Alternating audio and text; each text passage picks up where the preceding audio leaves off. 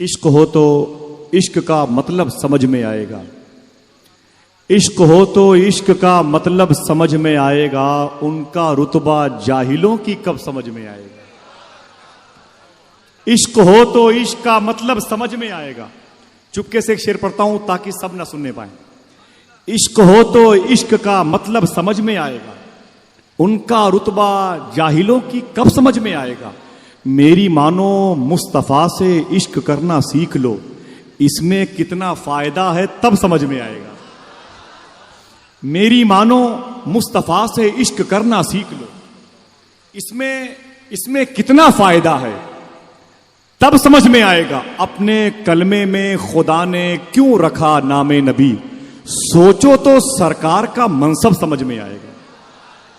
इश्क हो तो इश्क का मतलब समझ में आएगा, उनका रुतबा जाहिलों की कब समझ में आएगा।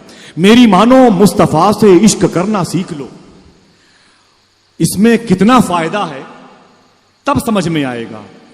और जो वली को छोड़ के कहते हैं हम अल्लाह के हैं, कब्र में सोंटे पड़ेंगे तब समझ में आएगा। जो वली को छोड़ के कहते हैं हम अल्लाह के हैं, कब्र में सोंटे पड़ेंगे तब समझ में आएगा। मेरी मानो मुस्तफा से इश्क करना सीख लो, इसमें कितना फायदा है तब समझ में आएगा। सरकार ताजुश शरिया के बारे में यूरोप में पाकिस्तान के साकिब रजा मुस्तफ़ाई साहब ने एक सैयदजादे से पूछा, हुजूर ताजुश शरिया की जब जात अवामुन नास के दरमियान होती तो क्या माहौल होता। तो सैयद साहब ने कहा कि जब अवामुन नास के दरमियान होती तो ऐसे ही नजर आता जैसे चांद तारों के दरमियान। दुनिया उन पर टूटे पड़ती, हुजूम उनको आगे नहीं बढ़ने देता, लोग उनको देखते तो रोने लगते थे। साकिब साहब ने कहा कि यही विलायत की पहचान है, यही विलायत की पहचान है। जब एयरपोर्ट पर गुजरते सरकार ताजुश शरिया तो एयरपोर्ट का पूरा आमला, पूरा ग्रुप अपने काम काज को छोड़ के ताजुश शरिया को देखने लगता। लंदन के एयरपोर्ट पर बड़े बड़े काम रुक गए कई मरतबे जब हुजूर ताजुश शरिया सरकार ने वहां पर क़याम किया। आधे घंटे के लिए भी ठहर गए, फ्लाइट लेट हुई तो मालूम हुआ कि पूरा ग्रुप ये के बाद दीगरे अपना काम काज छोड़ के चला आ रहा। यार देखो तो ये कैसा इंसान है जिसको देख के सच्ची तौबा करने का दिल कहता है। अल्लाह अल्लाह अल्लाह। जिसे देख के कलमा पढ़ने का दिल कहता है। अल्लाह। फ्लाइट पर जब आप तशरीफ फरमा होते तो बताते कि जब दो पायलट होते उस फ्लाइट पे, तो पायलट अपनी कुर्सियों से निकल के पीछे मुड़ करके अपने दरवाजे से ताजुश शरिया के चेहरे को देखते। अल्लाह। बोले मेरे दिलों का मालिक बैठा हुआ, ये कैसा शख्स है जिसने दिलों पे कब्जा कर रखा है। जिसका चेहरा इतना खूबसूरत हो उसका मजहब कितना खूबसूरत होगा।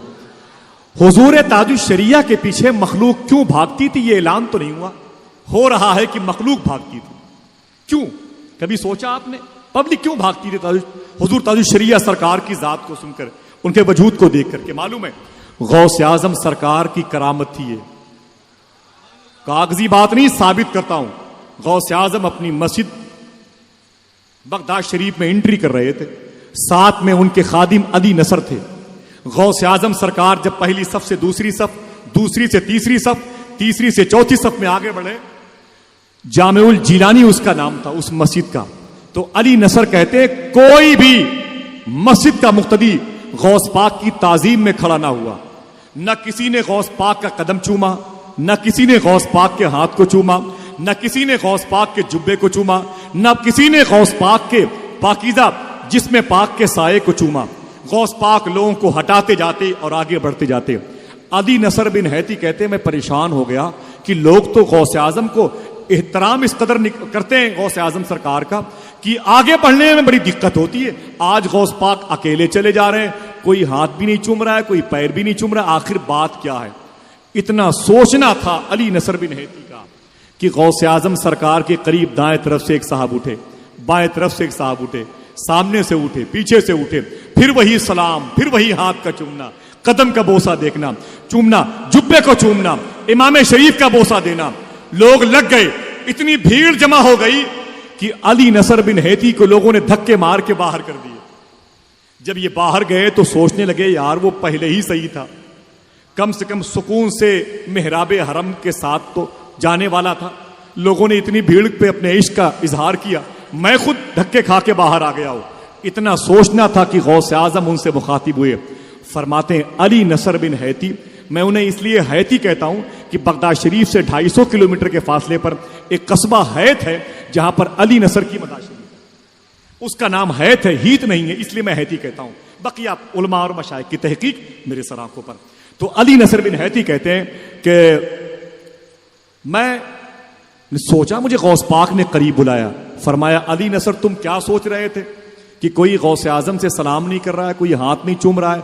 मैंने ये सोचा था कि मैं भी आराम से मुसल्ले तक पहुंच जाऊं और तुम भी आराम से मुसल्ले तक पहुंच जाओ, लेकिन तुम ये सोचने लगे कि कोई गौसे आजम को पहचान नहीं रहा है, गौसे आजम को सलाम नहीं कर रहा है। सुनो अली नसर, लोगों का दिल मेरी मुट्ठी में है, जैसे चाहता हूं मैं इस्तेमाल करता हूं। मैं चाहता हूं तो लोग मेरे पास आते हैं और नहीं चाहता तो लोग मेरे पास नहीं आते हैं। यह साबित हो गया कि 900 साल के बाद ताजुश्शरिया सरकार के करीब वही आता था जिसका दिल गौसे आजम की मुट्ठी में होता था। यह साबित हो गया कि ताजुश्शरिया के करीब लाने वाले गौसे आजम थे, ताजुश्शरिया के करीब लाने वाले गौसे आजम थे। समझ रहे हैं आप?